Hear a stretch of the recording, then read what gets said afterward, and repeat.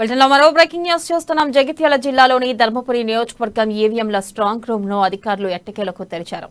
Collector యస్మిన్ బాషా ఆధ్వర్యంలో Jagtial VRK engineering కాలేజ్లో ఉంచిన స్ట్రాంగ్ రూమ్ ను కాంగ్రెస్ అభ్యర్థి అట్లూరి లక్ష్మణ్ సమక్షంలో తాళాలు పగలగొట్టి గదిని తెరిచారు.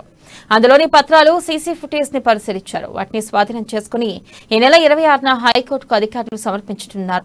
ఎలాంటి అవాంఛనీయ ఘటనలు జరగకుండా స్ట్రాంగ్ రూమ్ వద్ద పోలీసులు పటిష్ట భద్రతా ఏర్పాట్లు చేశారు. 17C, 17A పత్రాలను పరిశీలించారు. 17 గంటల పాటు డాక్యుమెంట్లు పరిశీలించి స్కాన్ చేసి అధికారులు, సిబ్బంది ప్రక్రియను పూర్తి చేశారు. అధికారులు ఇచ్చే సీల్డ్ కవర్లో ఎలాంటి రిపోర్ట్ ఉందనేది ఇప్పుడు ఉత్కంఠ రేపుతుంది.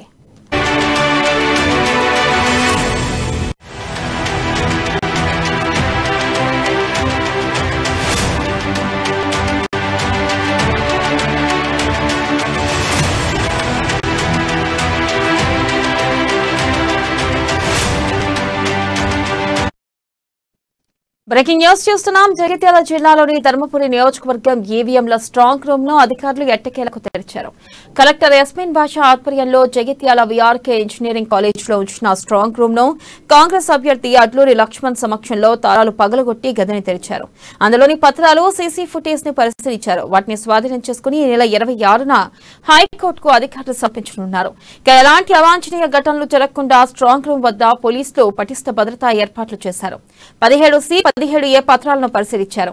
17 గంటల పాటు డాక్యుమెంట్లు పరిశీలించి స్కాన్ చేసి అధికారులు, సిబ్బంది ప్రక్రియను పూర్తి చేశారు. అధికారులు ఇచ్చే సీల్డ్ కవర్లో ఎలాంటి రిపోర్టు ఉందనేది ఇప్పుడు ఉత్కంఠ రేపుతోంది.